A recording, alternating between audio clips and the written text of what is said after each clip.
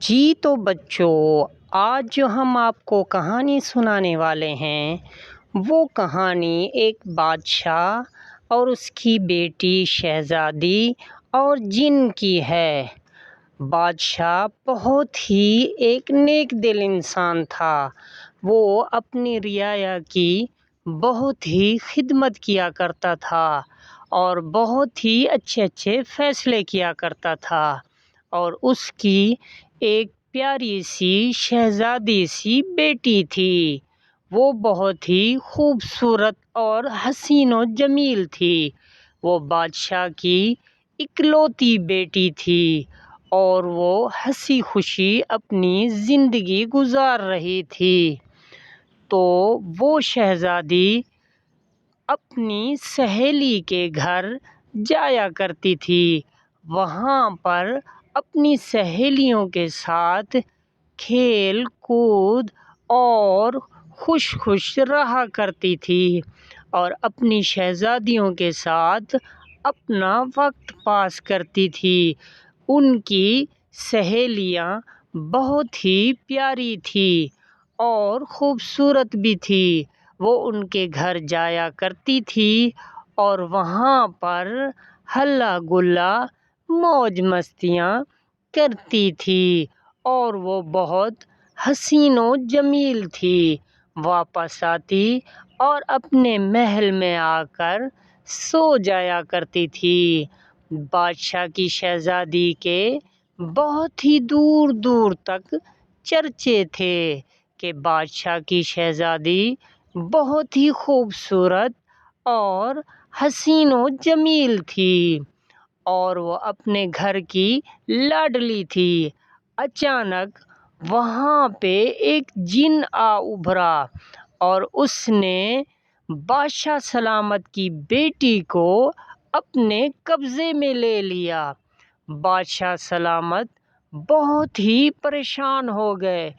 کافی دن ڈھونڈتے رہے کہ شہزادی اچانک کہاں غائب ہو گئی ہے، تو وہ تو جن اٹھا کر لے گیا تھا۔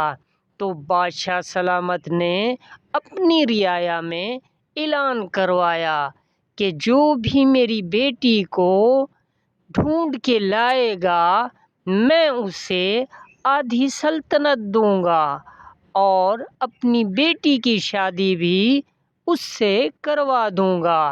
بادشاہ نے اپنے وزیروں مشیروں کے ذریعے یہ اپنی رعایا میں اعلان کروا دیا۔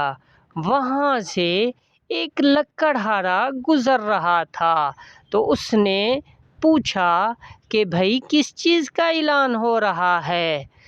تو لوگوں نے بتایا کہ بادشاہ کی بیٹی اچانک گم ہو گئی ہے، تو جو بھی اسے ڈھونڈ کے لائے گا بادشاہ سلامت اس کے ساتھ رشتہ کروا دیں گے۔ وہ بادشاہ کی بیٹی ہے اور بہت ہی خوبصورت اور حسین و جمیل ہے۔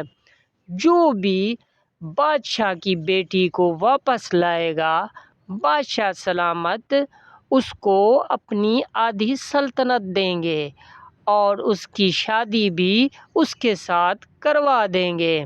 بادشاہ نے وزیروں مشیروں سے مشورہ کیا، پھر وہ لکڑہارا بادشاہ کی شہزادی کو ڈھونڈنے کے لیے روانہ ہو گیا۔ تو وہ لکڑہارا بادشاہ سلامت کو بادشاہ کی جو بیٹی تھی وہ ڈھونڈ کے لے آیا۔ تو بادشاہ سلامت نے اس کی شادی اپنی بیٹی سے کروا دی اور وہ لکڑہارا ہنسی خوشی اپنی زندگی گزارنے لگا۔ تو بچوں، کیسی لگی ہماری ویڈیو؟ اگر ہماری ویڈیو اچھی لگی ہو تو اسے سبسکرائب کرنا مت بھولیے گا۔